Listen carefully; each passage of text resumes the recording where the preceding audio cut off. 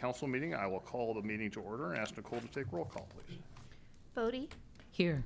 Cacciatore, Here. Carberry Montgomery. Here. Kroll. Here. Rosendahl. Here.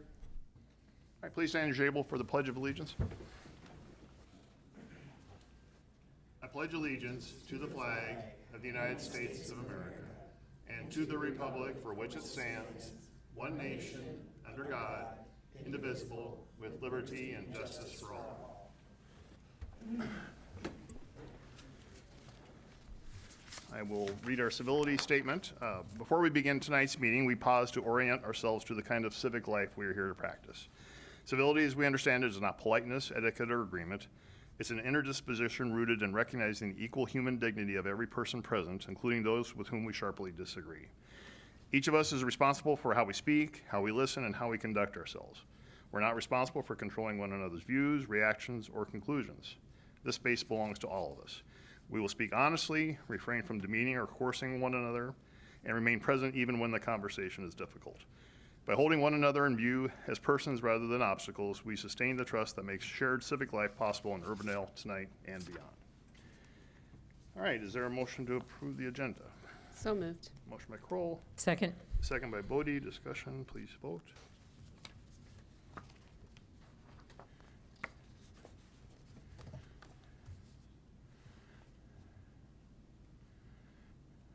All right, that passes. We have one special presentation tonight for 2026 Fair Housing Month. I'm going to read the proclamation. Whereas the right to fair and equitable housing is a fundamental principle that contributes to the strength, diversity, and well-being of our Urbandale. Whereas the month of April has been designated as Fair Housing Month, providing an opportunity to reflect on the importance of ensuring equal access to housing opportunities for all individuals, regardless of race, color, national origin, religion, sex, disability, or familial status. Whereas fair housing laws protect the right of every person to live in a safe, secure, and discrimination-free environment, fostering inclusive communities and promoting the values of equality and justice. Whereas Urbandale values diversity and fairness in our community and strives to be welcoming and inclusive. Now therefore, I, Robert Andeweg, Mayor of the City of Urbandale, do hereby proclaim the month of April 2026 as Fair Housing Month in the City of Urbandale. And I want to recognize Toby O'Barry from Polk County Housing Trust Fund and a slew of others, and also Angie Arthur from Homeward. I want to ask Angie to come up too. So I have a couple proclamations. And I guess we want to get the whole council up here. We'll get the whole slew of folks up here.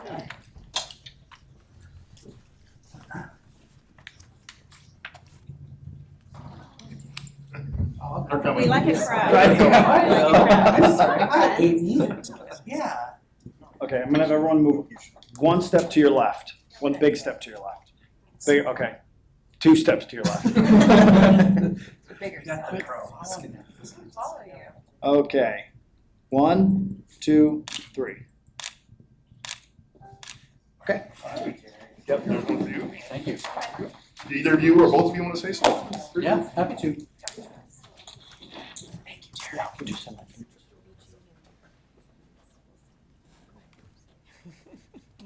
Well, as it was stated, I'm Toby O'Barry, the Executive Director of the Polk County Housing Trust Fund. So Mayor, Council, thank you so much for your support of fair housing and this proclamation. Fair housing is really the backbone of affordable housing. You cannot have affordable housing, equitable housing without fair housing. So that's really the foundation that is critical for the work that we do and the work in the community around affordable housing. Very proud for all the work and activity that that Urbandale, yes. Urbandale has been doing over the past couple years. You should be very proud with a lot of the work that you're doing, the way you've woven affordable housing into your comp plan and the actions that you have in place. So very impressed with the work that you're doing. Keep it up and just really appreciate this proclamation and the work that you're all doing. Thank you. Thank you, Toby. Thank you very much. Angie Arthur with Homeward. We're the regional homelessness planning organization in Polk County. So I really want to echo Toby's comments and share our appreciation and thanks. As we know, the leading cause of homelessness in our communities is the lack of affordable, accessible housing, and the commitments that you as a council and a community have made are invaluable and are positive solutions for our community. So thank you very much. All right. Thank you, Angie. Appreciate it. All right. Thank you, guys. Thanks for being here. All right. We'll move on. Item 4 is citizens forum. This is the opportunity to address the council on something that's not a part of tonight's agenda. Does anyone care to address the council this time? All right, seeing none, then we'll move on. Item 5 is the adoption of minutes from the March 17 meeting. Motion to approve the city council meeting minutes from March 17th. Motion by Kroll, Second. second by Cacciatore. Discussion, please vote.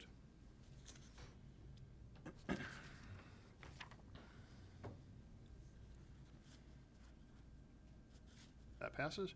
Item 6 is the consent agenda. We have 9 items for approval. So moved. Motion by Rosendahl, Second. second by Kroll. Discussion, please vote.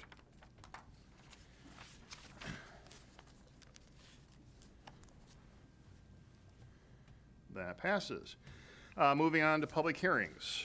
Our first public hearing is item 7.1, a public hearing to consider the Timberline Village NAP property rezoning from A1 Agricultural Reserve District to R1S Suburban Density Single Family District at 128th Street and Aurora Avenue.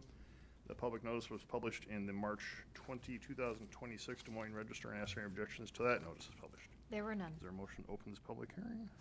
So moved. Motion by Cacciatore, Second. second by Bodie. Discussion, please vote.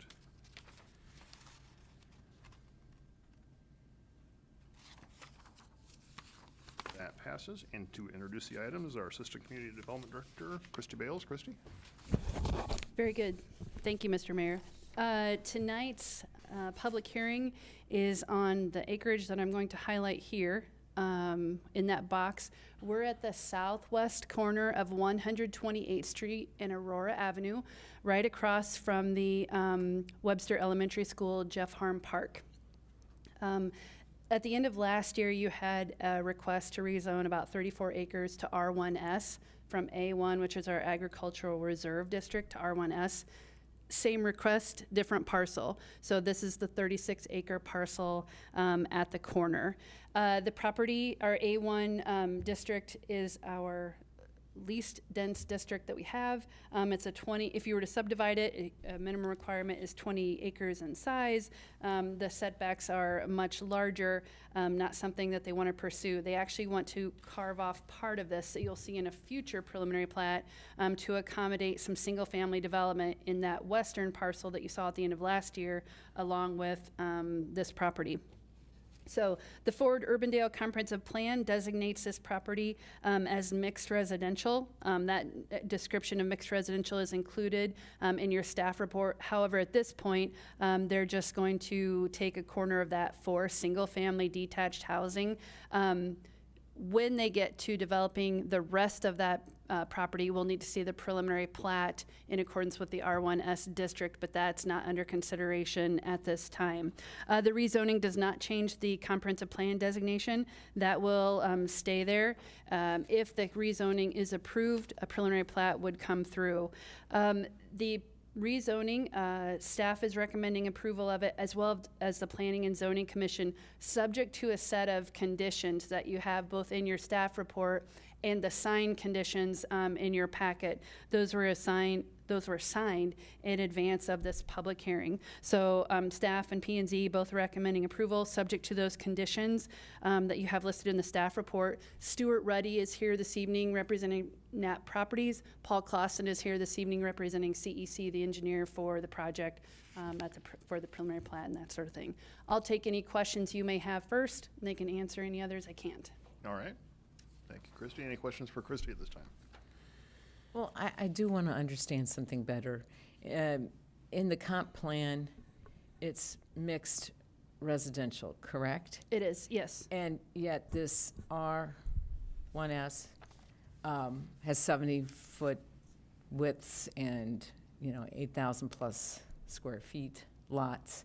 I'm just wondering why that is in alignment with the comp plan, which was designed for greater density than that. Sure. The mixed residential includes single family, so it's okay to have single family as part of that designation. It does allow for different types of development in the future when they get to that phase, but they need to, and I'll zoom in a little bit, in order to hit the, let me take off a layer here. in order to hit the full movement access point, which is here across from the school, they extended the plat to get the street over that far. And while they've worked on different concept plans for how the rest of that could be developed, it's really trying to get over to the full movement access point, which is prompting the rezone. They had to rezone part of this to accommodate that connection, but they're not planning a preliminary plat that will include all of the 36 acres. So it does have that opportunity in the future to have that mixed density, but we didn't feel the need to rezone it to a PUD to allow for a mix of zoning, because one, they don't want to go that far, and two, they wouldn't know what to ask for because they don't want to go that far yet. So it doesn't prevent that in the future. It's just, this is really what they're trying to get to, is that street connection on the full movement. Okay. Christie, condition number 4, developer shall coordinate access locations with Des Moines Christian School during development. What is that going to look like? That is, we have a very active corridor in this quarter mile right now. So it's making sure the full movement access points, the one that is not shown, but the one that's coming here, they line up correctly between, we've got 2 developments moving forward. We need to make sure everybody's working together, not only in terms of utilities, but where the full movement access spots fall as well. And they've been working together, so they know about that. It relates to water connection lines and sanitary sewer and access and where the trail will cross. So they have several points where they need to coordinate, and they have been. Got it, thanks. Mm-hmm. All right, any further questions for Christie at this time? All right, thank you, Christie. Again, this is a public hearing, and does the applicant want to make a special, separate presentation at all at this point? Or does the council have any questions for the applicant that Christie hasn't answered? Did you want to make any further comments? Okay, so we are in public hearing. Would anyone else like to make any comments on this, either for or against? All right, seeing none, is there a motion to close the public hearing?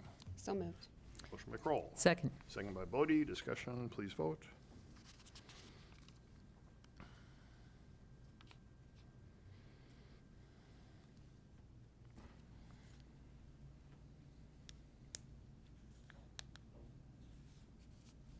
That passes. Move approval of the first reading of ordinance 2026-18. Motion by Kroll. Second. Second by Bodie. Any further discussion? Please vote.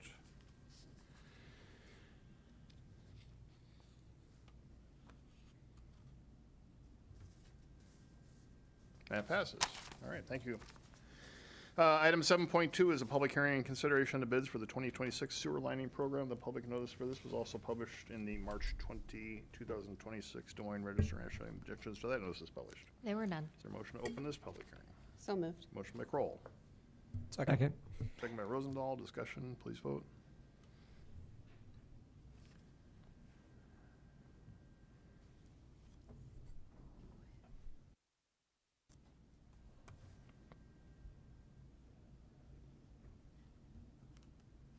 That passes. And to introduce us is our Director of Engineering and Public Works, John Larson. John?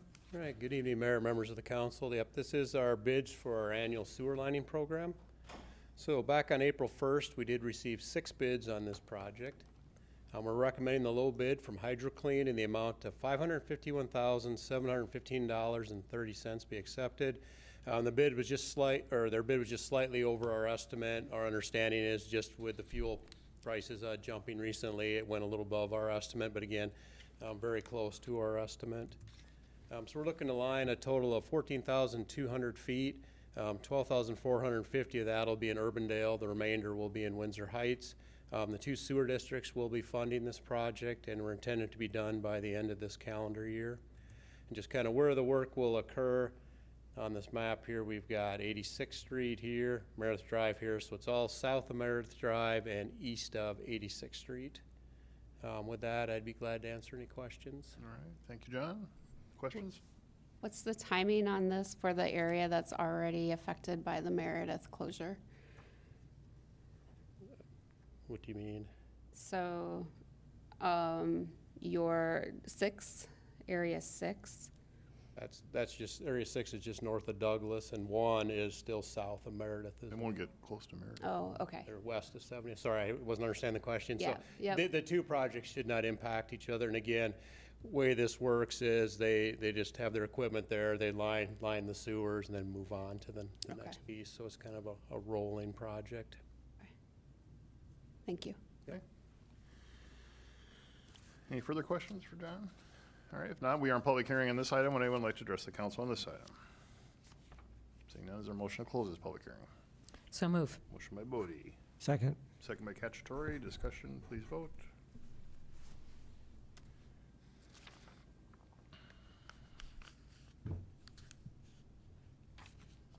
That passes. There are 3 resolutions for consideration. Motion to approve Resolution 129-2026. Motion by Rosendahl, Second. second by Cacciatore. Discussion, please vote.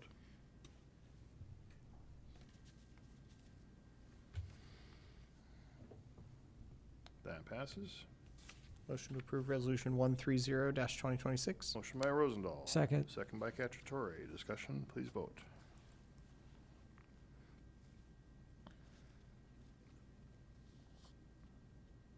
That passes. Motion to approve Resolution 131-2025. Motion by Rosendahl. Second. Second by Cacciatore. Is that supposed to be 26? Yes. 131-2026. Okay. And I'll second that. You didn't catch that before the meeting? Apparently not. Motion by Rosendahl, second by Cacciatore. Any further discussion? If not, please vote. I'm falling apart. That passes. All right, moving on then to establishing public hearings. Item 8.1 is to establish a public hearing for the vacation of a public access easement for lot 61 Oakwood Haven Plat 1 at 4750 86th Street. And Christie would answer any questions that there are. But that sets it for April 21. Motion to approve Resolution 020-2026. Motion by Rosendahl, Second. second by Cacciatore. Discussion, please vote.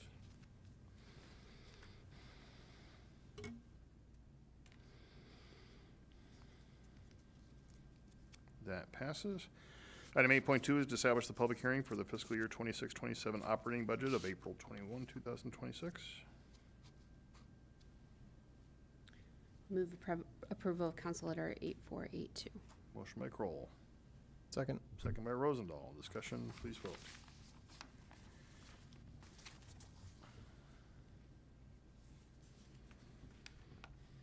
That passes. All right, moving on, planning and zoning items. We have one, item 9.1 is to consider the Des Moines Christian School Early Education Building, Accessory Building Site Plan at 13831 Aurora Avenue. Christine? Very good, thank you. Remember that busy corridor I talked about in the last one? We're right across the street from it. This is a storage building, an accessory building for the Des Moines Christian Early Education Building. You approved the site plan in October of last year. These aerials are so old. It's so much different now. The buildings have been demolished. The early education facility is under construction. I will show you the site plan and we'll talk about what they're going to build. They have 2 entrances onto Aurora. You can see the parking lot in the front and then the early ed facility here. They had a few changes. The 2 red bubbles are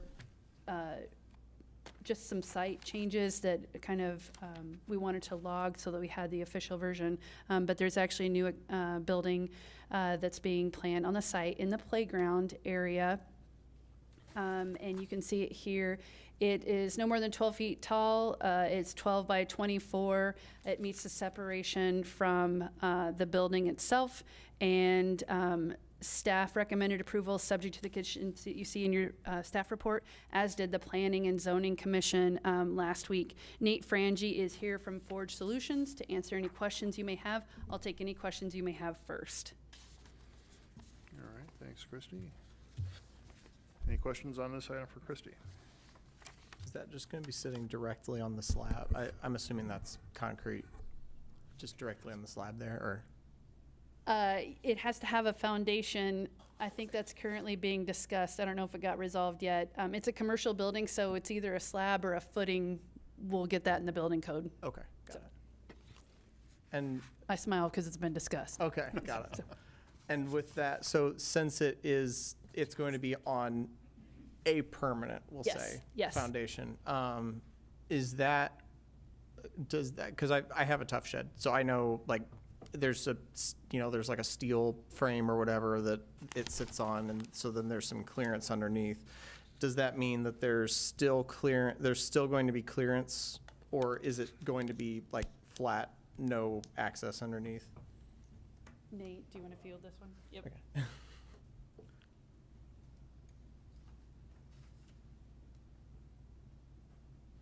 Hi, good evening. Nate Frangie, 605 Northwest Harvest Court in Grimes.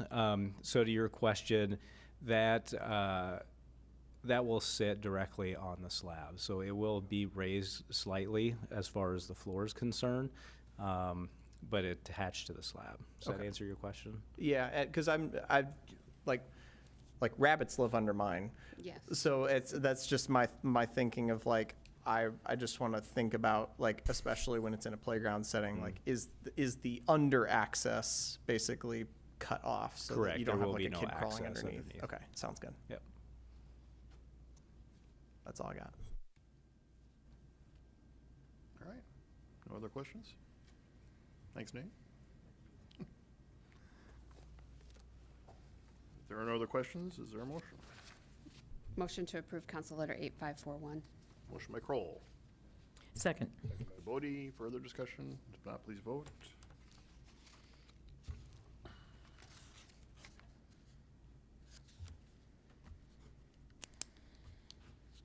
That passes. Moving on to regular agenda items. First is item 10.1, and that's to consider the 2026 Series A General Obligation Capital Loan Notes. And to introduce this is our Finance Director, Nikki Lamb. Nikki? Mayor and members of the council, you have two items for you tonight. These are the last steps prior to our bond sale, which will happen on April 21st. The first is just working through the official statement, so that's the lengthy document that was attached, and then our full ACFR will be, our financial report will be attached to that, so it'll be a good like 160 pages, so I don't recommend printing it out once that is attached. But the pieces that you have there, that is still in as final draft form. I believe there's a couple little grammatical things that we have caught and fixed. This will be released officially on Tuesday. We had our Moody's rating call today, and that rating will come out on Tuesday morning. So that will be attached to it. This will be offered for sale and then out for bidders.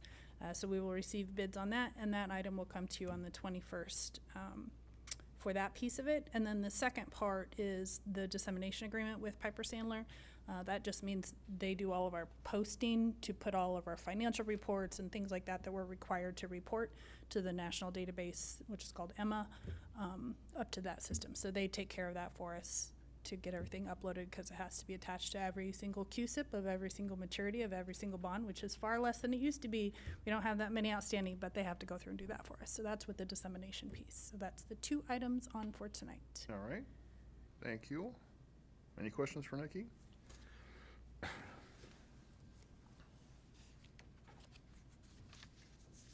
There are two items for consideration. I'll move approval of Resolution 126-2026. Motion by Carberry Montgomery. Second. Second by Rosendahl. Discussion, please vote.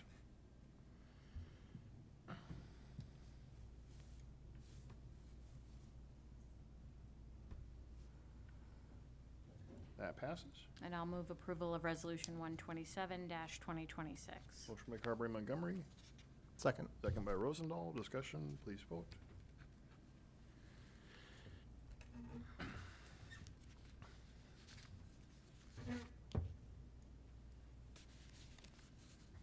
And that passes.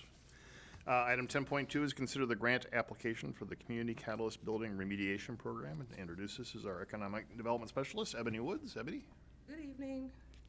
Good evening. I am here to give you a brief overview, and let's open this up.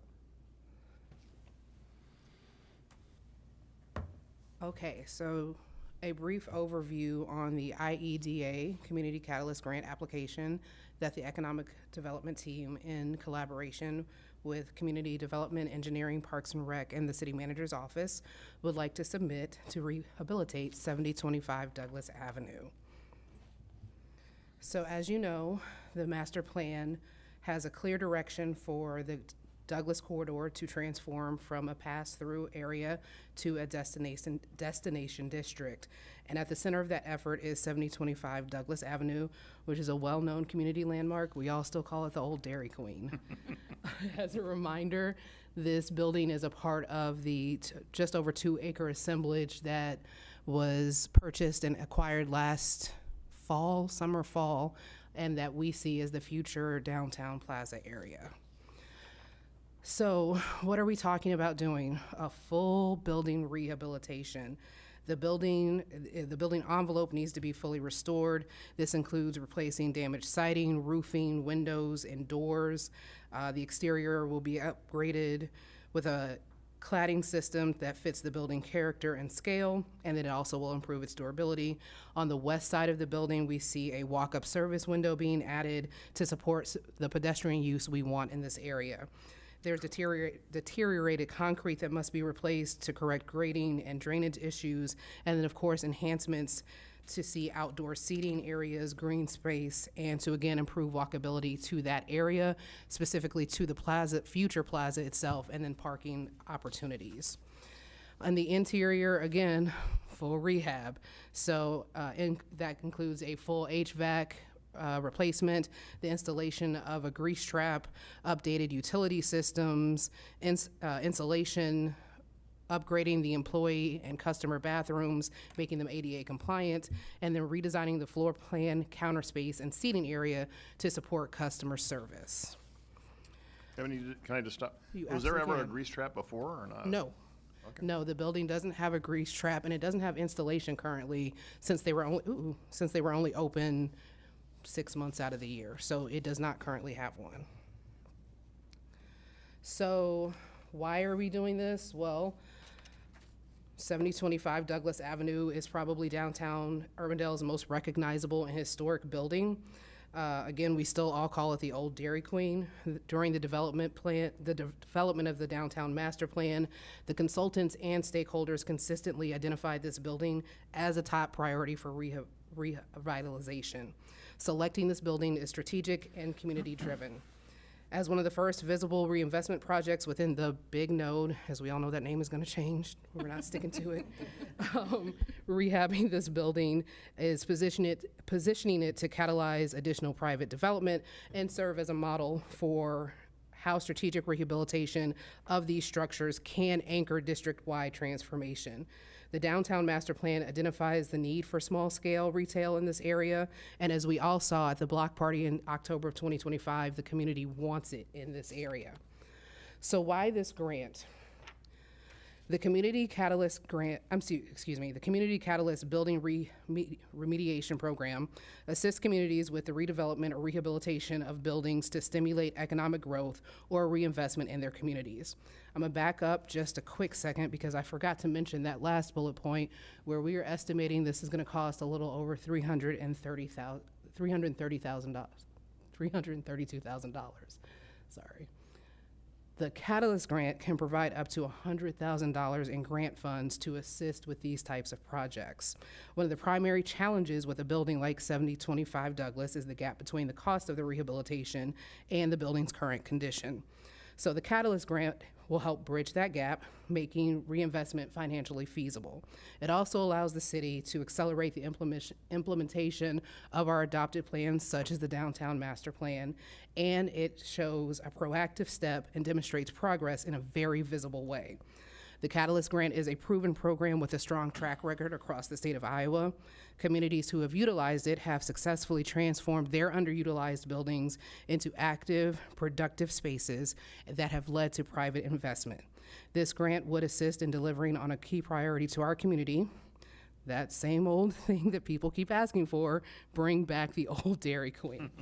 So we are requesting that you approve the submission of the Community Catalyst grant application. We have been working on it for a few months. We've already passed through the pre-app phase. We did that in January, and this application would be due April 15th. I'm happy to take any questions you may have. Ebony, do they provide any feedback from the pre-application process, or is it just a, hey, great, keep going, Best of luck. They did. So we have been in contact with Jim at IEDA. He's been incredibly helpful. One thing that they talked about, we are in a unique position. Generally speaking, when this grant is sought after, it is a private owner, right? So in theory, somebody would own the Dairy Queen. They would see this grant. They would come to the city and say, hey, we saw this grant. We think this would help rehab this building. And we know the city is interested in revitalization down here. Join with us in this grant. We own the building, so that's a little bit different than what they're used to. So one thing that they talked about or directed us to do was making sure that the support of the community and potential retailers who would be interested in the building, if there were some developers we were talking to, they encouraged us to ask for letters of support or, letters of support, something that showed we're not in this by ourselves, that this is something that has interest and momentum. But other than that, they really actually genuinely liked our application. The feedback that Jim gave was, this is a unique little building you got there. I like it. So, and he said he'd love to see it go forward. So that all feels very positive. Were you able to get those letters? We are editing them and they will be sent out hopefully tomorrow or Thursday. They have to be approved by my boss before I send them out and ask for people to sign. But yeah, but I feel confident because people have already said, what do you need? How can I help? Let me know when you need me to step in. So the people we have in mind to send it to, I have full confidence that they will sign or write their own letter if they feel so moved. So Ebony, if we were successful in getting this grant, would the next step would be for us to find someone that wants to purchase the building and do the rehab, or would we undertake this proposed project? So, correct me if I'm wrong, but there is already funds in the CIP for this particular building. We already have funds directed towards that. And so the Catalyst grant would join with that to do what we were already prepared to do for this building.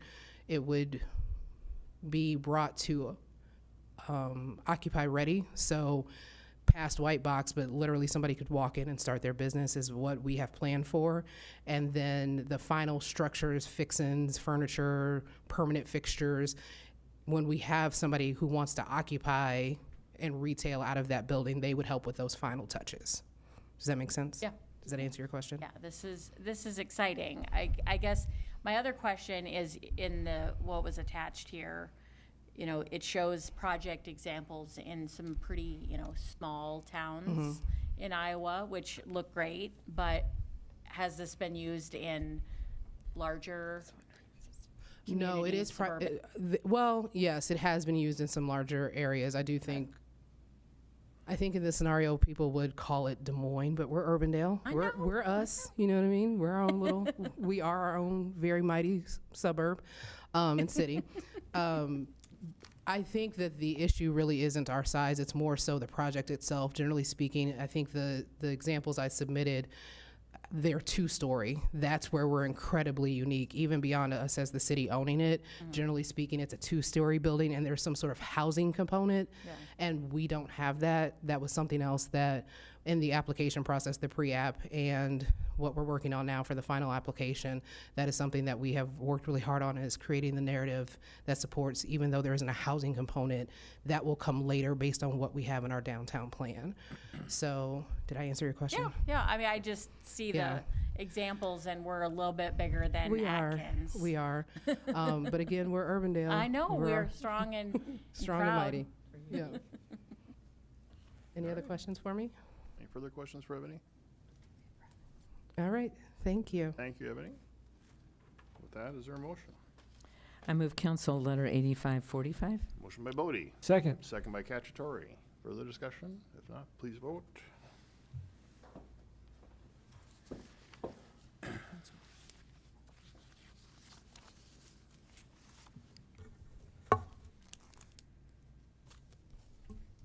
That passes. Item 10.3 is to consider an amendment to the Flock Group, Inc. Professional Services Agreement, and to introduce this is our Police Chief, Rob Johansson, Chief. Mayor, members of council, bringing forward tonight some amended contract language with our agreement with Flock to start off with anyway, and then just a little bit of general discussion about the agreement. So first off, council had requested us to revisit the contract with Flock and add some amendments to the language, and we reached out to Flock to see if they were if that was acceptable to them as well. And so the changes that were recommended after Maria Brownell had reviewed and presented those were presented to Flock, and they were accepting of all of the changes that we recommended without any additions or subtractions from that. So just to start off, 4.1, I listed them in this PowerPoint real quick. The amendment clarifies that the agreement does not authorize Flock to disclose customer data to any third party, including law enforcement agencies, government authorities, or other entities without prior written consent from Urbandale. So that was added to the contract language. And then in 5.1 of the contract, confidentiality, the amendment states that disclosure of footage shall be governed exclusively by the contract language in section 5.3. And then 5.3, the amendment states that if Flock is legally compelled to disclose footage, in other words, a subpoena, court order, etc., Flock shall provide Urbandale with written notice at least 10 days before disclosing that footage, thus allowing Urbandale time to contest the disclosure. If prior notice is prohibited by law, the notice will occur as soon as legitimate or legally permitted. So those were the changes that we requested from Flock in the contract and that they agreed to and have already signed. Just to go over a little bit more on the Flock contract, exclusive data ownership. The city retains exclusive ownership of all of the APL captured data, ensuring the municipal control over all that sensitive information. Flock's restricted data access. Flock's access to the data is limited strictly to services required, prohibiting disclosure without city consent unless legally mandated. Back to that subpoena or court order. Strict disclosure limits. Footage disclosure is only allowed under legal, emergency, or security-related circumstances to protect data privacy. Advance notice requirement. The city must receive at least 10 business days written notice before footage disclosure, ensuring review time for us. Exceptions to that notification would occur only when legal restrictions prevent Flock from notifying the city prior to disclosure. Protection of the city's data rights. The process ensures respect for the city's data rights with strict adherence to due process and safeguards. Handling of legal demands. So I got some information back from Flock on this as well. Each subpoena or legal demand undergoes thorough validation for legal sufficiency and correct jurisdiction before processing. Notification and response window. Contract language states Flocks will notify Urbandale within 10 days of receiving the request, but states in almost every case the agency is notified immediately. Flock allows 7-day period for agencies to respond, contest, or prepare objections to the request. So that'll give Urbandale time to respond if we wanted to contest their releasing. If they got, let's say they got a court order and they notify us, hey, we got a court order to release this data. That will give us 7 days to respond, and then Maria could contest that release of that data for whatever legal reasons. Data ownership and control. The data is owned by the city, not Flock, reinforcing customer control over the information and its disclosure. When Flock receives a request for the data, they immediately inform the requesting party that the data belongs to the customer and ask that any legal request be directed to the customer directly. Didn't word that very well. So in other words, if they get that legal request for the data, they're going to tell that person that's requesting it or entity, you need to request that from Urbandale directly. Now, they will still notify us, but they're going to push them towards us so we can respond with either, try to quash that subpoena or whatever we would need to do or whatever that legal request is. Protection during the legal challenges. No records are released during the active legal challenges unless a court order mandates disclosure, ensuring protection of our interests. That's all the contract language changes and stuff, the best that I could summarize them in this document here. I provided you with the red line so you could see the changes in the contract easily, and then the finished product as well in your council letter. Just a little history, go back through our history with Flock. We started the ALPR program back in March of 2022. We initially deployed 20 cameras as a trial basis, and later refined that down to 14 because that's what we had budgeted for, but they gave us 20 as kind of a way to they were trying to sell us more, to be honest with you. So we tried 20, we had 20 locations to start with. We brought that back down to 14 because that's what we had approved in our budget. Over time, over the last couple of years, we've expanded that to 26 cameras, and most of those expansions, we figured out where we had some voids in coverage as far as we kind of trying to create a circle around the city, if you will, and we didn't have very many out west when we started. There was no cameras out west. We kind of concentrated on the east side of the city. So we spread those out now, and we have them in different locations throughout the city. The camera, again, the camera captures only the rear license plate and the vehicle details. In other words, the make, the model, the color, if that's visible from that photograph of the back of the vehicle. It does not take any pictures of the occupants, ensuring privacy and unbiased systematic approach to capturing the data. Every single plate that goes by, it's not focusing on a certain type of vehicle or anything like that. It captures all of the data as it goes by without capturing any of the data from any of the persons or any of the information from the persons inside. The program reflects a balanced approach, prioritizing community safety and then fiscally responsible, right? It costs money to have these out there, so we've put them strategically where we can capture the most data with the least amount of cameras, and then transparency with the system. Data storage and retention. The license plate data is automatically deleted after 30 days. The only way it's not, here's an example. Let's say we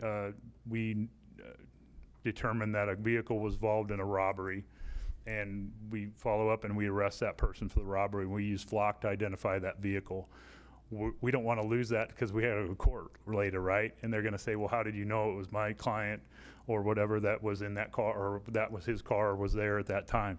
So we take that photograph of that vehicle at that date and time, and we put it into evidence, and it's stored there, but it's only for the cases that we have. None of the other is stored. It's all deleted after 30 days. But we do have to keep that for court purposes if we have a case. Real-time alerts. The system provides real-time alerts for vehicles related to warrants, stolen cars, missing persons, and other things. All of that information is in the National Crime Information Center database. So what we always refer to it as, you'll hear cops talk about it as NCIC. So if someone's entered as a wanted person, a missing person, a stolen vehicle, a stolen article, all of that's entered into NCIC, and that's the database that we use to determine those things. It's an official database where we enter our warrant information and all that. What Flock does is it runs that plate against that database, because if I have let's say that a person has a warrant for their arrest, we know what their associated vehicle is. So when we do that entry into NCIC, we put that associated vehicle with them. So if an officer down the road is running that plate or happens to do a traffic stop on them, they are alerted that that person has a warrant for their arrest just based off of the license plate. Flock does the same thing. It runs that license plate against NCIC data, and it populates those alerts to the officers that are working the street. So if someone's driving through town and they have a warrant for robbery, the officers are notified and can stop that. If they can catch up to it, or if they're in the right place, they can stop that vehicle and arrest that person for that robbery warrant. They have to confirm outside of Flock that it's in NCIC and it's a valid entry. They don't just go off the Flock hit. They rerun the plate, they rerun the individual and confirm that that warrant is still in the system. I think Flock updates with NCIC once a day. So in other words, someone could have went to court that morning, potentially, and they taken care of that warrant. So now we run them in the afternoon and Flock hasn't updated yet, it could still show that hit. But with our officers rerunning them, that's been removed from NCIC and we would catch that. We've had no incidents where we've had a false hit, if you will, on anything. Investigative resource, on top of the real-time alerts, then we have the investigative resource where the system allows the officers and detectives to search the data for the last 30 days. And this provides a bunch of investigative leads and greatly reduces investigative time and increases our case clearance. Quite frankly, there are many hundreds of cases that are occurring that we would not have any leads in if we did not have this system. In other words, we would not be able to solve that crime because we don't know. If you think about the crime that occurs, in a lot of instances, people are using vehicles to get to and from that incident, from that crime. Flock captures that plate, captures that vehicle information, and that gives us a solid lead that we can work and then find out who's driving that car. And it just leads to us being able to successfully follow up on that case. Whereas if we didn't have the system, theft occurred, we have no idea who, what, when, where, anything to lead us any direction on a lot of cases. Not all the time, but on a lot of them. Here's just a list of some of the cases from the types of cases from 24 and 25. As you can see, it covers just about every crime you can imagine. We have had, and again, these are all Urbandale cases. We've had robberies, we've had child endangerment, child abuse cases that we've solved, everything down to criminal mischief, tons of fraud, arrest warrants. I think there was, in the last 2 years, I think there were 77 arrest warrants that we captured, people driving through town that had active arrest warrants. One of the things that I like to mention is we don't know what would have happened if we wouldn't have stopped that person and arrested him on that warrant. If they had a warrant for domestic abuse, and are they going to do more damage before we captured them? If they have a warrant for robbery, are they going to go rob somewhere else? Are they going to break into somebody's house? I don't know how much crime we prevented by being able to arrest these people. You know, there's no way to measure that, if you will, but I think it's a lot. Addressing some of the council concerns, legal compliance and privacy. The ALPR technology respects constitutional rights by capturing the vehicle images only in public areas. It doesn't have that. It does not tell us who's in that vehicle. It does not tell us who that vehicle belongs to. We have to do the follow-up data or work on that. So it just shows us the license plate in the rear of the vehicle. That's it. Oversight and misuse prevention. We enforce a strong oversight. We audit constantly, and the accountability to prevent the ALPR misuse. We do training with our people when they come on, and we continue that training, and they know fully well, all of our officers, that if they misuse that system, our NCIC system, those are things that lead to severe disciplinary action. Most of the time, termination. They are aware of that, and we don't have any problems. We've run NCIC is the big one, right? Where everybody's information is in there, and that misuse of that system automatically gets you fired, and you will not be able to be a certified police officer in Iowa if you misuse that system. This is directly tied to that. The Flock system is. So they know the gravity of misusing this system, and they're not doing it. They're just simply not doing it.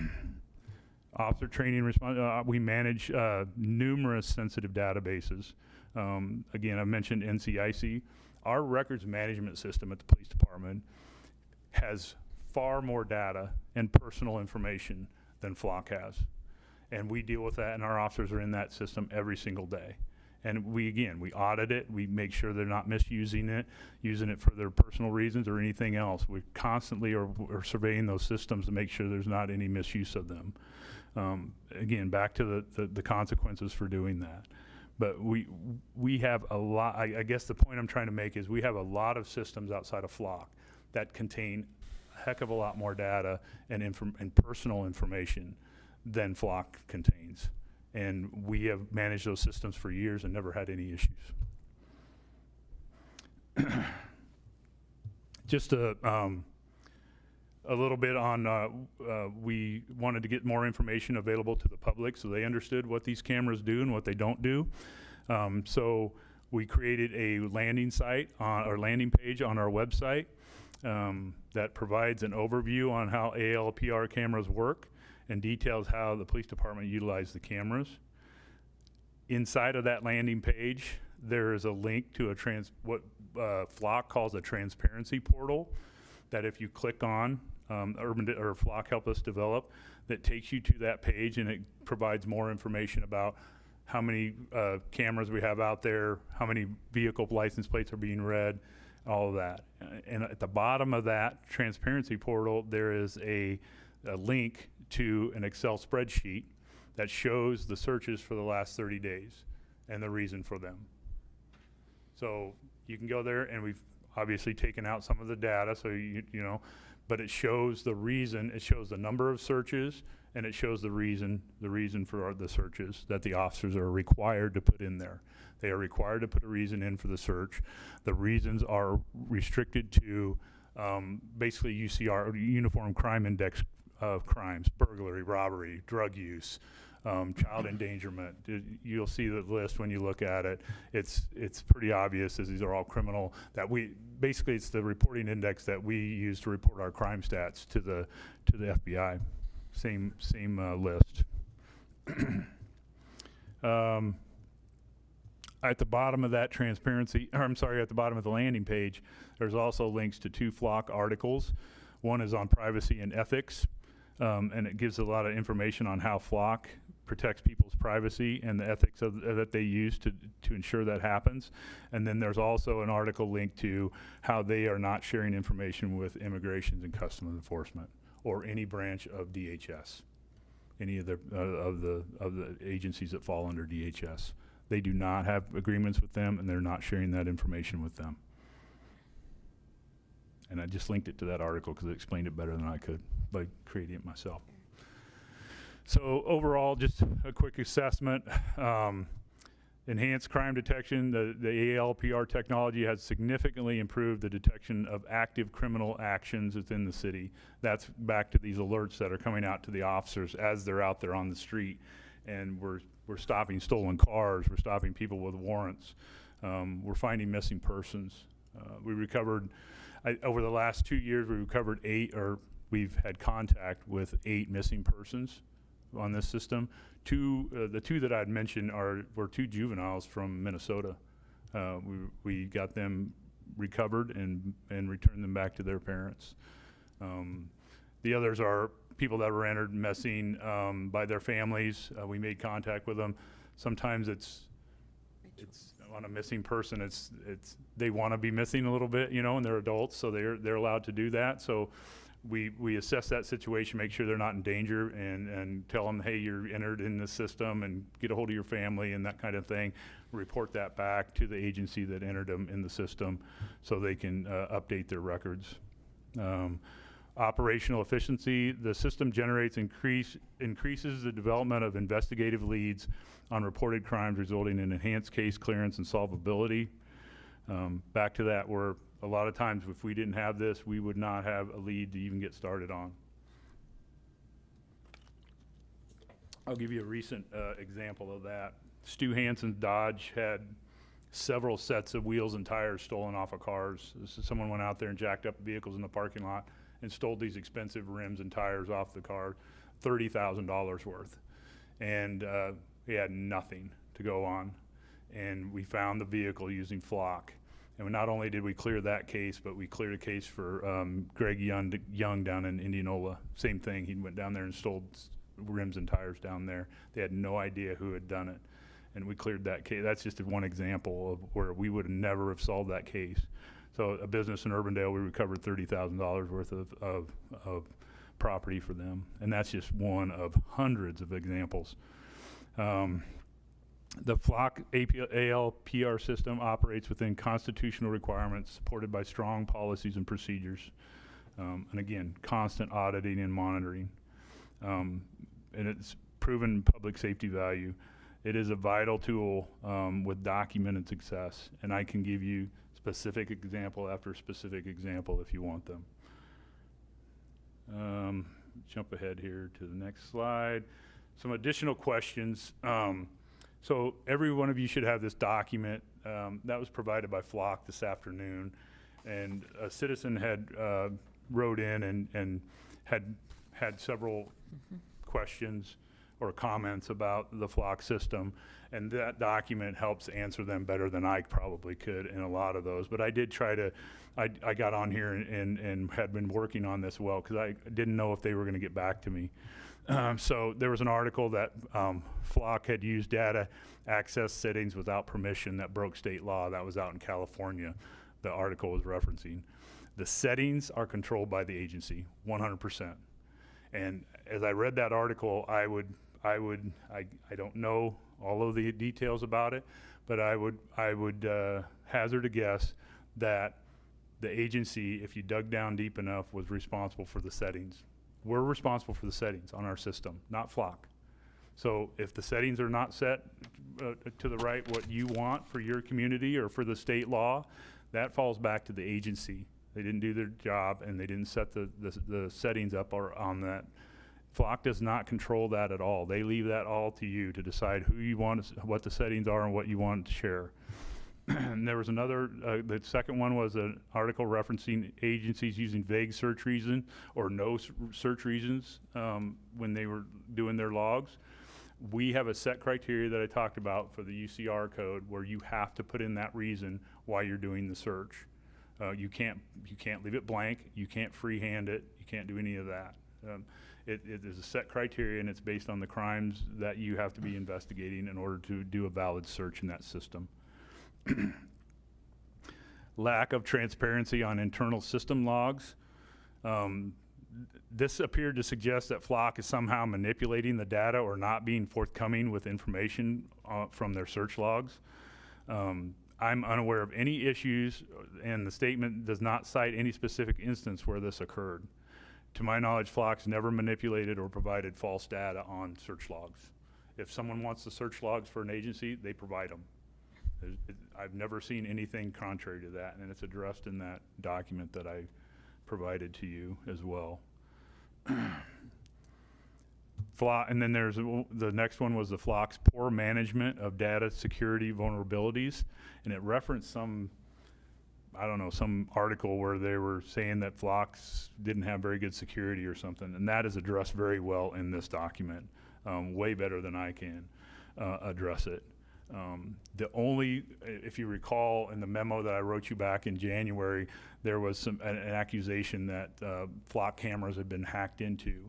That was an incident where there was one camera, and it wasn't a license plate reading camera. They sell surveillance cameras too, just for like, you could surveil your parking lot. That they had been doing some work on that camera is the way the article read. And for some reason, it was still in that mode where they were doing that part of it, and it didn't reset it. And so someone could log into that camera and view, but they couldn't get back past data or anything else. They could just view what that camera was viewing. So there wasn't any protected or sensitive or confidential information that was accessible. And once they found out that that was happening, they immediately made the correction and figured out what had happened there and corrected it. So to my knowledge, no license plate reading cameras have ever been hacked into or data been released or where people have been able to access it. Again, the article or the document that I gave you details all of their security features that they go through for their company. Dangers of placing trust in a third-party vendor to protect privacy. We use third-party vendors for just about everything that we do. I can't really tell you what we do by ourselves anymore, and I think most of the other departments in the city are the same way. The biggest one I always point to is our CAD, our dispatching records keeping system, and our police records. I could point to the fire department's use of Firehouse for their records. those are all third-party vendors that are providing that. They have access to every bit of our data. And again, way more data than Flock has access to of a rear license plate of a car. So we trust third-party vendors. We hold them accountable if they ever, if we ever found out they weren't doing what they were supposed to do. I don't know what else we can do. To me, Flock has proven with the documentation they provided and the other facts that we know about them, where we've never seen any breaches of that I don't have major concerns about that, about trusting a third party with the protection of those records. They seem to be doing a great job of it, from what I've seen. And then the last item was a need to treat privacy and security as vital components of community safety. I think privacy and security are being met by all of our systems. Despite claims, the potential for misuse of the Flock system is minimal, in my opinion. The impact of public safety by removing this tool will affect hundreds of residents and other citizens outside of Urbandale each year, and perhaps in a devastating way. So, if we don't return those juveniles to Minnesota, what happens to them? I mean, you can point to a lot of cases that you don't know what would have happened, or bad things were averted because of these systems that were in place. So I think it's a fantastic tool, and it's worked really well for us. Oop, I went the wrong way. We had some questions. Pat had posed some questions, and I'm try my best to answer them here. One of the questions was, why are we allowing government orders and not restricting to judicial orders? Maria may be able to address this more than I, but I'm assuming the language in that contract is just trying to accommodate all legally binding orders that they would get, that the company would get or that we would get. Instead of just saying judicial orders, they might be getting a subpoena or something that they have to comply with. And so I'm guessing that's just some legal terminology that they're using there for government orders. Can I express my concern about this, why I asked it, and maybe Maria has a response, but we're hearing more and more about some kind of executive document being used to interfere with people and try and deport them. And it's not a judicial warrant. And that's why I was asking the question. If this were to get abused in some way, sorry, I appreciate everything you're saying greatly, but if this were to get abused in some way, that's one of the ways it could happen. And so that's why I was asking that question. So are we safeguarded against that kind of thing at all? Or there are other agencies of government that have subpoena or powers to issue certain orders for certain purposes. So there's no way to control against an agency making such an order. What we can do is require that the vendor provide notice if they receive such an order. But that's why it's included, is there are other lawful types of orders that can be issued. Okay. Yeah, I read it as legally required. And that could take many different forms. But I think that's why we wanted the language that would inform us of that, and we would have a right to contest it. So I don't think, for our purposes, it makes much difference what form the legal process takes, as long as we are informed and have an opportunity to take action. I think that covers it. Okay. Right, and that's my thought. And no way, in shape or form, an attorney by any means. But if we restricted it to just judicial orders, I don't know that we could even do that. Yeah, I can't. Flock could get served with some order, or some legal process that they are compelled to answer. So I don't even know that they could agree to just do judicial orders and not the others as well. The big thing, like Joe just mentioned, is that we would get notice of that, and then we would, could take legal action to stop that process if we felt it was necessary or required. Okay. And then another question was, outline examples of situations where Flock would not be required to provide us with written notice of its data sharing.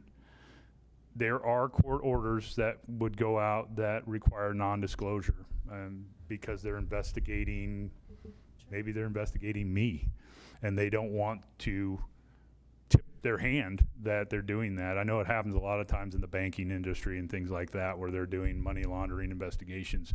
They'll serve legal process on banks and require them not to notify the customer, because otherwise they're going to tip them off that they're being investigated. So I'm assuming that's what that mean.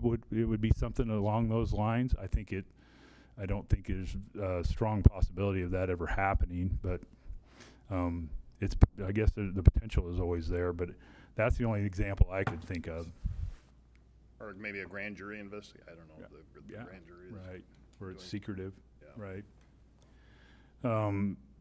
Down to suspension or termination of the agreement. Currently, we pay $68,000 a year for the cameras to access the software program and utilize the 26 cameras that we have. It appears from the contract that we can cancel that with 30 days notice for the current contract year that we're in. It renews automatically annually, so as long as we give 30 days, that's what it appears from the language for me. I asked that question to Flock, they hadn't got back to me yet, so if that changes, I would let you know, but That's what it looked like to me too, but I just wasn't sure.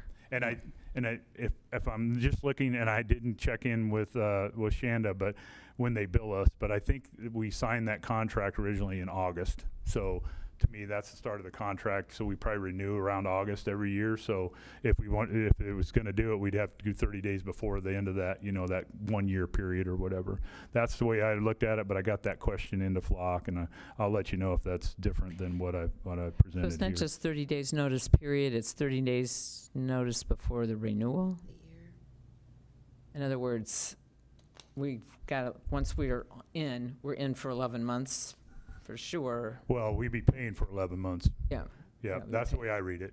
Yeah, But- we could shut the service off whenever you want, whenever it was, but we would, but you we could would shut have to the pay the service full off. amount for that year, Yeah. regardless But you whether could we're using we it could or not. suspend use of the Yeah. service. Okay. Yeah, that's the way I understand it, and again, I'll get confirmation of that. Okay. And then if we were to grant another organization use of our data, what control will we have over their use of that data? Would the organization be beholden to apply the use limitations Urbandale employs? Search of our data is logged along with the stated reason for the search. We monitor and audit this activity to ensure proper use, but I can't guarantee you what they're doing with the data, right? We're sharing with other police or law enforcement agencies, mainly police departments and sheriff's offices. I guess I operate from a perspective of I trust those organizations to operate in an ethical manner, and if we found out otherwise, we wouldn't share our data with them anymore. But I start from that position and work the other way, rather than I don't trust anybody and don't want to give them any of my information, especially when they're law enforcement agencies. That we're all working together to try to solve these crimes. Chief, do we specify with those other agencies our expectations about their use of the data? No, we do not. So the way it works is if another Flock agency wants to see our data and wants to share with us, they put a request into us, and then we have to accept that request before they're granted access to our data. So we verify that they're a police agency, right? Or they wouldn't be on the Flock system to start with, but we verify they're a police agency, and then we allow them access. If you look at the list that we're sharing with of the agencies, and it's listed on that transparency portal, who we share our data with, there's a lot of agencies, not a lot, but there are several agencies that are outside of Iowa that we share. That's what makes this system great, in my opinion, because we're seeing a trend in criminal activity where if I live in Des Moines and I'm a criminal and I want to go do a retail theft, I'm a retail theft organization or a group of individuals that are doing retail theft. I'm not going to do that in Des Moines, because when we put out our intel bulletin and say, hey, do you know who this guy is? Deputies, when that goes out to our group, here in Iowa, everybody goes, well, that's Joe Smith. He was just in the Polk County Jail last week. We know him. We've dealt with him for years. But if you go down to Kansas City and do that, nobody knows Joe Smith down there. Kansas City can put out his picture on their Intel bolt and say, hey, we got video of this guy stealing from Home Depot or whatever, and none of the agencies around there are going to be able to identify Joe Smith by photo. These criminals know that, so they travel around the country and they go to other areas outside of where they live and commit crime. And you're seeing that more and more often all of the time. So I think it's valuable that we share the information outside of the state of Iowa.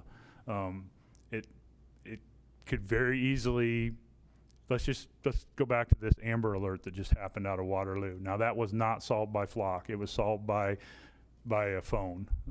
The young lady had a phone and they figured out the location of that phone and were able to get them. But if they would have used Flock cameras, they left the state of Iowa.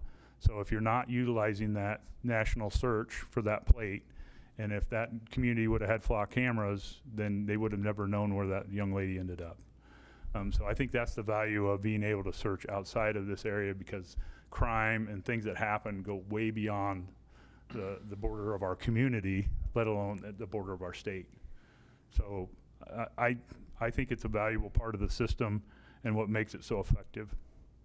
Chief, just to be clear, do we receive requests from these other agencies specifically? We do. Okay. And share our data. Yep. All right. And so when that request comes in, what do we know about why they're requesting? Is there? Sometimes they're specific. You know, the captain logs and manages the system for them. I don't manage the daily requests. He's the one that does that, or not daily, but when we do get the requests, he manages those. Sometimes it's specific. They know that they're investigating a certain thing because they're working with them already on a retail theft thing or something like that. Sometimes it's just, hey, I want to add to my network of availability. So like all the metro agencies, it wasn't a specific case. It was like, we're sharing our data with you, you're sharing with us, West Des Moines, Ankeny, Altoona, we're just sharing that data so you can work together. But several of those agencies that are outside the state were cases that were worked, either us working that way or them working back towards us. A lot of times when you get a request, we're like, okay, we have a lead where we think this vehicle is associated with this rental, so we want to know where that's going. We request from an agency, and then they will reciprocate and ask to share data back the other way with us. So it happens like that sometimes. Chief, just I guess on a very basic level, so like Johnson County is working some sort of case. They think we might have something that's helpful to us. Are they giving us a license plate number? Or are they saying, and have you seen that? Or are they just wanting to scan the videos, or does it depend? I mean, I guess on a very basic level, how does a request from another agency look like? It's not case specific. So in other words, agencies that you see we're sharing with, they no longer have to ask us every single time they have a case. We've granted them access. So now let's say Johnson County, we've granted them access. If they had an incident tomorrow where they wanted to run that plate because they knew it's heading back to the Des Moines area, they could run that plate and it would populate. If they hit on any Urbandale cameras, it would tell them. They wouldn't have to ask us because we've already granted them permission to see our data. Can we rescind that permission? I'm sorry? Can we rescind yes, that permission? Yes, we can rescind every single one notice? of them. Yep. Okay. We can turn off every individual. It's individually granted, so each agency, we can turn it off. Okay. And I think earlier you had mentioned that any searches against our sets of data are logged for audit purposes as well. So yes. we know, we would know who is hitting when and for what purposes as well too. So. Yep. And that's where the auditing comes in, right? If you see something suspicious, or it's like, why are they keep running the same plate over and over again? And then we can reach out to them. We can find out what's going on. Is this an ongoing case that they have, or what is it? Why does it keep getting run? And you will see, you know, there's sometimes where you monitoring, you know, if it's a drug organization and you're working, you know, a bigger case, it's not, you don't grab them up the first week. Sometimes it takes months, and they just keep they would monitor that and say, okay, yep, he's going over to that house again. That's where they're getting the drugs from or whatever. And they do that, and then they fill in the gaps with surveillance and build their case that way. So it could be run various times for a good reason. It's not like a one and done automatically. If they run it more than once, it's something nefarious is going on. It just depends on the case. Chief, if someone outside of law enforcement would have a need for data, let's just say it could be an attorney in a civil case or it could be a criminal defense attorney, would they have to subpoena Flock for that data, or could they directly subpoena the city of Urbandale, the police department, for data from us? They could subpoena us. The Flock says over and over again the data belongs to us, so they would have to subpoena us. Has that happened? It has not happened. So I'm just a little bit confused about then the part about Flock having some legal obligation to share our data. With me? I'm a little confused about that. How does that actually even happen? How are they forced if it's our data? Why aren't we being forced? Well, because they house it all. So I think that someone could argue in front of a judge or somebody else, well, they have all the data, so I think we should be able to access it from Flock. But it does say in the materials that I presented tonight that Flock absolutely tries to push them to us. They immediately say, listen, this is Urbandale's data. Subpoena them. And then they notify us, and they hope that that's what happens. And I suppose it would save them a lot of legal time spent trying to keep that from happening as well, and having to answer all those subpoenas. So they don't want that burden. They're going to try to push it back onto us as much as possible. But I think because they store all the data, someone, criminal defense attorney or whatever, could subpoena them and try to compel them to release that data. Got a question for somebody here. Whatever happened with that bill at the legislature requiring cooperation? It didn't happen? I don't think anything's happened on the ALPR bills, have they? Are you talking about ALPR, or are you talking about something else, Pat? Well, it was. That's a different, yeah, That that kind of more than one thing. Yeah, that bill didn't move forward that you're referring to. Okay. And to my knowledge, the ALPR bills haven't gone anywhere So either. the last I heard, it was attached to a bill that is working to restrict. So remember all the license or the speed cameras that went out, right? Yeah. And they started state started clamping down, like, we're not letting all these communities put up speed cameras all over the place. And they really restricted on when you can do it and all of this. The newest thing is noise ordinance violation cameras. So now you can set up a camera where you have an engine brake ordinance, like these semis where they put on that engine brake and it's like, whoa, or anywhere else, like motorcycles going down the street. It will take a picture of that license plate of that vehicle that violated the decibel level and send them a fine, just like the speeding. So that's starting to happen around the country. So I think the legislature says, well, we don't want those either. So we don't want these automated ticket stuff. I think that's kind of the flavor up on the Hill. And so they have a bill that restricts the use of those types of cameras. And on the back half of that bill, I've heard the ALPR is still there with just a couple little paragraphs, and it really does nothing. Okay. That's what I've been told. I have not seen it.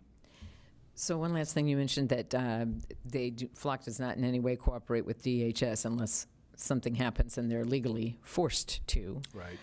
We would likely get some notification of that if that were to happen. If they were to enter into something more formal, is there a way that we're tracking that? If, for example, they got into some ongoing relationship with ICE that's not that present today, but if that were to happen, would we be aware of that? Would we be knowing about that in some way? Yes, according to Flock, right? They would not share that data, and if ICE wanted that data, there would have to be a specific request to Urbandale, and we'd have to approve it, just like West Des Moines wanting our data. We would have to sign off and check that box and say, yes, we agree to share that data with you. Okay. But I know we're currently, putting you they through the have paces on this thing. no ICE agency. ICE is not in Flock, nor any other department of DHS is associated, has any Flock contract. Flock has no contracts with them. They don't have any access to the system. Okay. And what I gathered is if that becomes available, we can suspend our use ASAP. We can suspend our use at any time. Okay. And to be clear, this is a statement to be confirmed more. Third organization, like if we share with another organization and another organization is shared with that organization, there is no chaining search to our data, right? It is purely, have you shared with searching organization, yes or no? That's how you get the data. There's no third connection. Right, like if I took it and then I transferred it over to this person, we would be unaware of that happening unless someone told, something happened. There would be no log of that in the Flock system. I don't think there's any way to do that inside the Flock system. Right. Well, I'm saying like if somebody were to Flock search that they don't have a direct connection, but they have a secondary connection, like degrees of separation, right? Yeah, Right. can they do that? Yeah, they wouldn't have the software unless someone nefariously was giving them access to the system, right? So let's say I'm Police Department A and I'm going to allow ICE to look at all my stuff and give them a login. That would be the only way that would happen, I guess. They'd be violating their agreement with Flock and violating their agreement with us because we've shared with them, not with the federal agent, with ICE. Or with any other agency that they decided to share that with, they would be violating that agreement of allowing them to search our data, or allowing them to log in, or whatever you want to call it. Yeah. But they would be doing that without actual proper authorization. Absolutely. Right. Okay. And then at the bottom here, the last question is written consent. I think we've talked about how consent is given. We do not require written consent. They do the request through the system in Flock, and then that's where we evaluate it, and then we sign off if we think that we should be sharing with them. So the written consent piece is really around notification from Flock to us that they've been Subpoenaed for records, or court ordered for records, yes. Okay. All right. That's all I have in the presentation. Well, I want to thank you and Maria and the rest of our staff. We have It's a hard given thing. you a lot of direction on this. I know this is something that, I was around when we approved it, and, times have changed, and I feel comfortable now. There was a lot of questions that were brought to our attention, and now I feel like very satisfied that this is an appropriate tool that is used appropriately. I'm sure there's another word, but I really, really want to thank all of you that have invested many, many hours, and members of our community that have pushed us. And I think we've done a lot of good work here as a council and staff and a community to keep a tool in our toolbox that is very helpful while also respecting our community and their civil rights. So thank you. Yeah, I want to echo that. Thank you for the effort and the attention you've given to it, and Maria as well. I think that this process worked exactly as it should. Because we received comments and concerns and have shared those with staff and with the chief and city attorney. I'm comfortable that we have tweaked the agreement with some amendments that provide some transparency to give our citizens assurance that this data is not being misused. So I'm pleased with the amendments. I had suggested some language to section 5.3, which which was accepted in full, and I appreciate that very much. So obviously, the department and the staff are open to suggestions from council. And I think we've struck a nice balance here to make sure that we can protect the public and at the same time be assured that the data is not misused.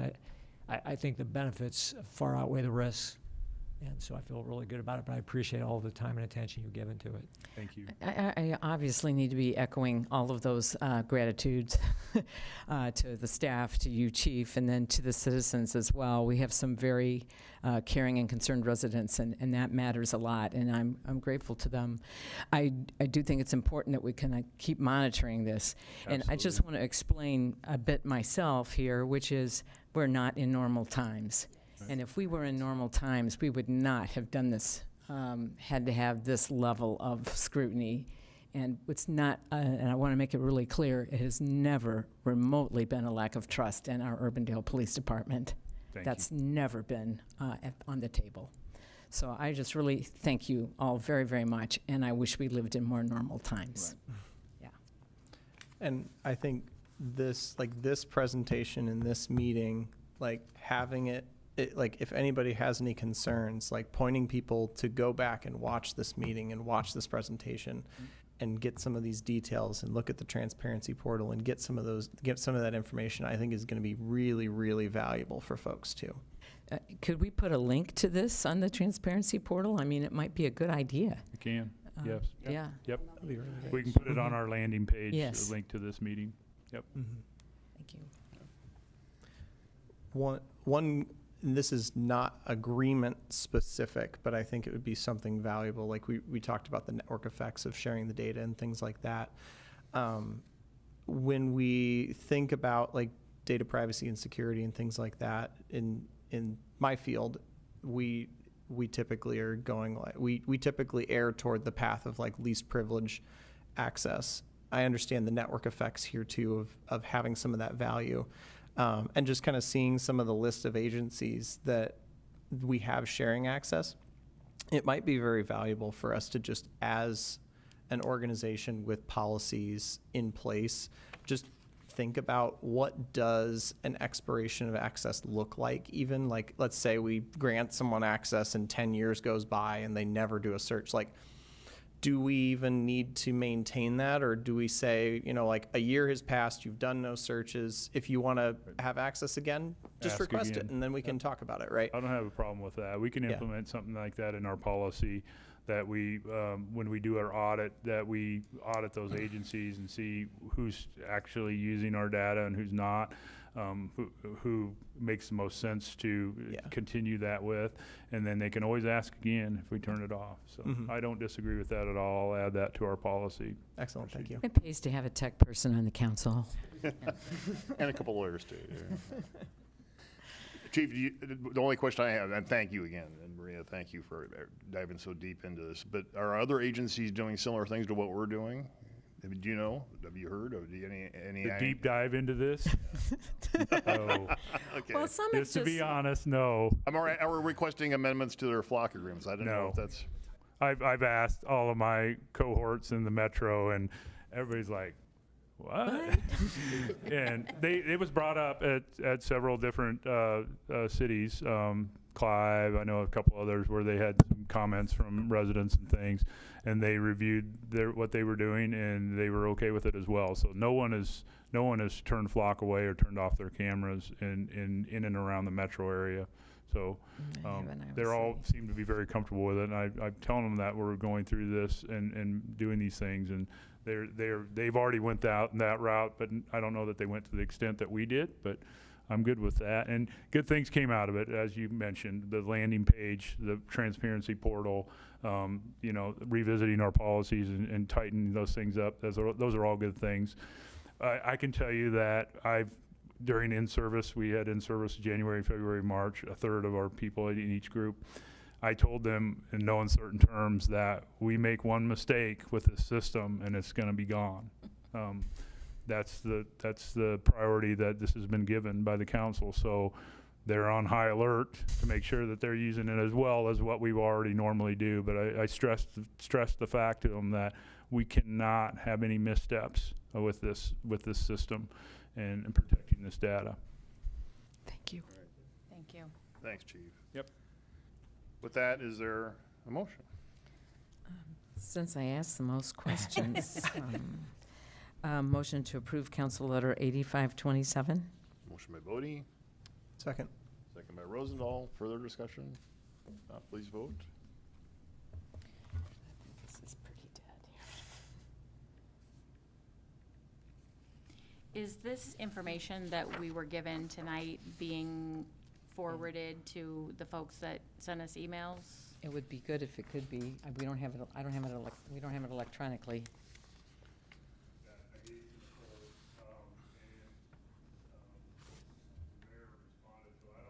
We,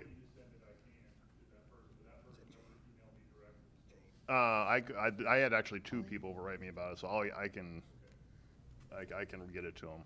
So if you can forward it to me electronically, or Nicole has it, right? Okay, if you can get it to me, then I'll forward it to Jane, and there's another person too. That has to. Holly there. Yeah. Okay.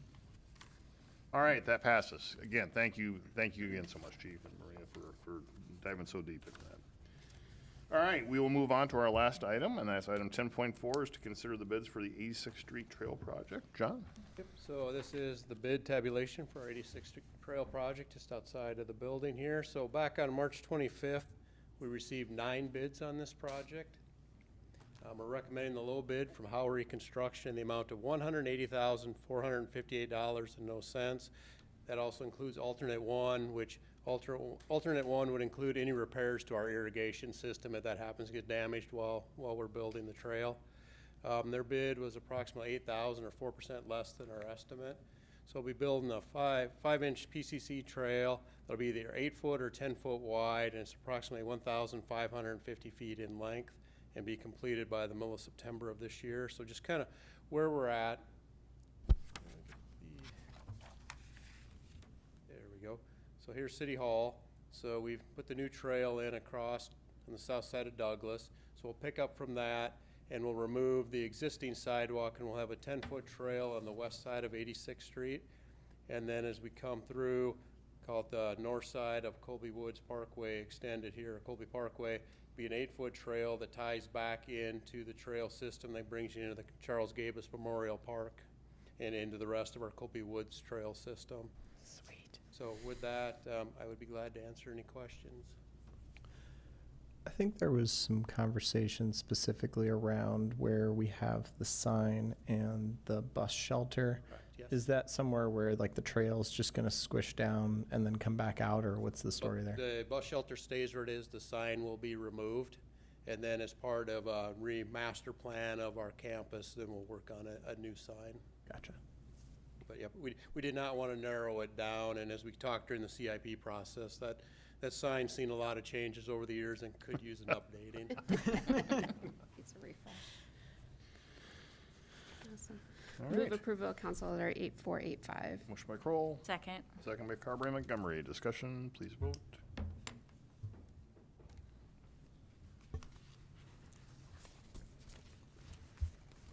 That passes. Thank you, John.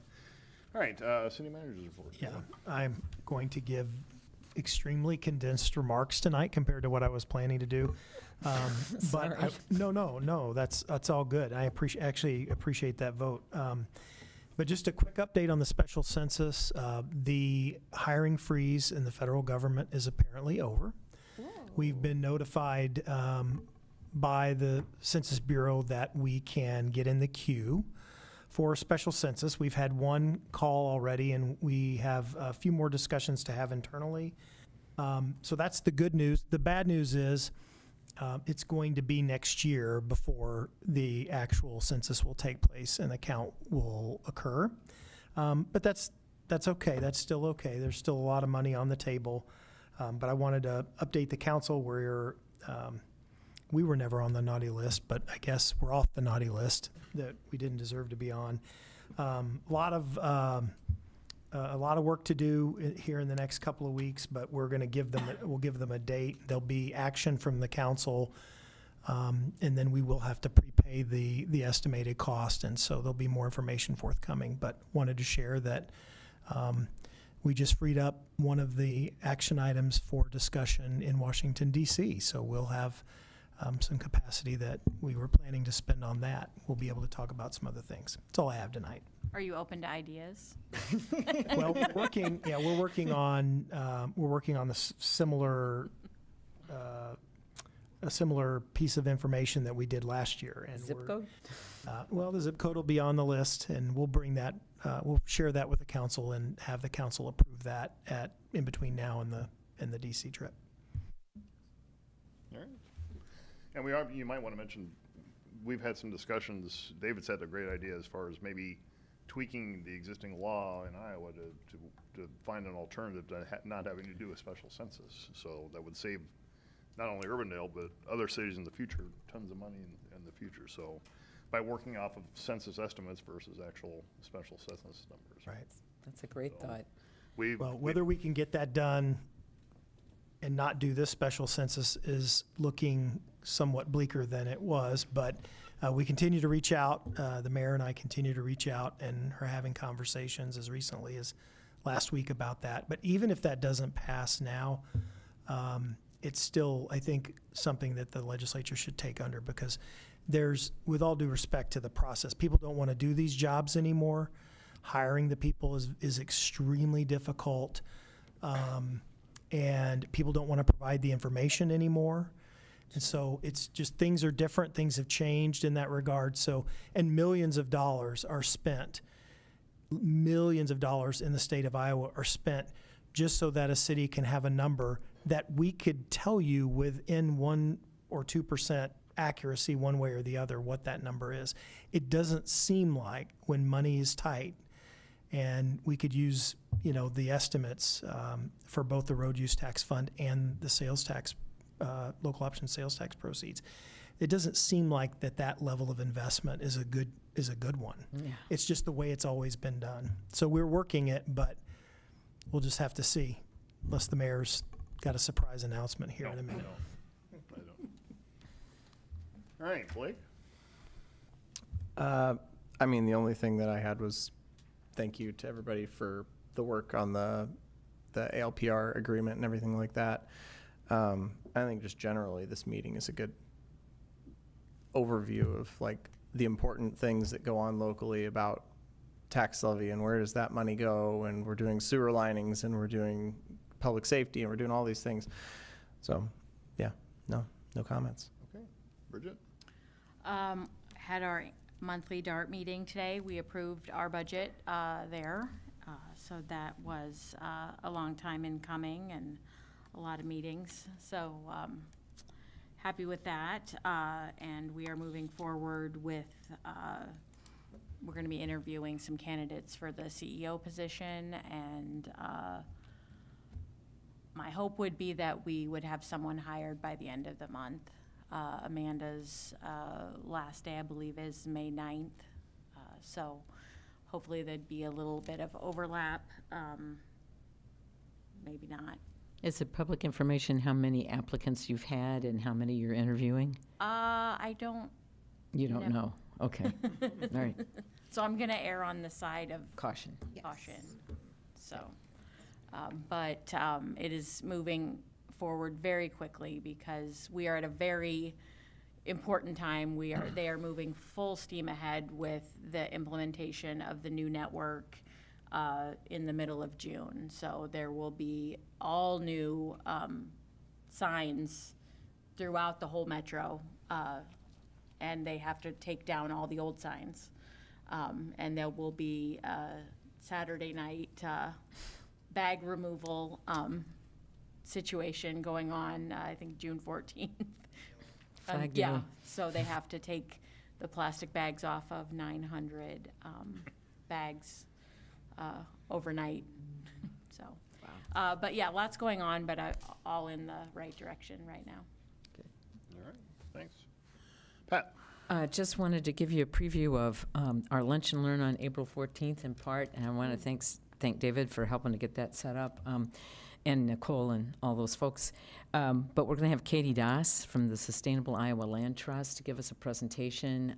And she has additionally done some research on ordinances that others have used to incorporate food production in areas like ours as you move forward with development. So I'm going to try and find that original email from her. It was just too early to send it on earlier, but I'm going to try and find that and forward that to everybody so you can just see. She's just got links, but you might want to look at that ahead of time. So I just wanted to give you a heads up about that, and that's all I've got. All right, thanks. Awesome. Amy? I am wondering, I've noticed that we have some of the foundation drain disconnect costs that are coming in for a couple of households that are Really extreme. I think we need to probably have a conversation about how we want to address that. And I think just having the conversation, thinking through what are options that might be available, making sure Nikki doesn't kill us in the process. Just want to let you know yeah. is we've made quite a bit of progress on that. Okay. My intent was sharing that with David, and that can go out in the group email. Fantastic. And then we can decide where we go from there. Okay. But I mean, I guess in summary, we found some new contractors that have lowered prices. Oh, great. So again, we just had to find the right people. Okay. So again, we will provide information on that. That's helpful. Thank you Perfect. so much. Thanks, John. And then the other thing, just to, make sure it's on our radar. I know MAC is supposed to be looking at the e-moto, e-bike ordinance piece. As we're coming into warmer weather, I think this needs to be smack dab on our radar screen. And would love to see what type of progress has been made with the police chiefs. MAC hasn't met. We meet again next Tuesday. Week, yeah. But we didn't have a meeting in March, so. And I think the bill is kind of sat there this year. I think yeah. So the question to me is, like, what can we do? What's within our scope that we can do? Right. And I don't have good answers for that right now, so. I mean, I think there's not a day that goes by that there's not a total blast on some communities' Facebook about how someone almost nearly killed a kid and parents do something. So yeah, I absolutely agree. And it's the scooters, not just the e-bikes. Yeah, it's all, it's, yeah. Scooters Do are we know horrific. Mac's timeline for taking it on or coming back? I Well- mean, the Chiefs actually got pretty far along. That would be great. We didn't wear you out yet, huh? Well, and I knew the ALPR stuff was going on. I'm like, I'm not gonna bombard you with this too. So, I think the bill died. I mean, It a did. horrible death at the State House. But there's communities that are moving forward, and that's kind of what everybody's waiting for to see, is the state going to push something out? And there's no need to do a bunch of work and then we get trumped by the state. So we waited for that. I think now communities are confident moving forward to do their own thing.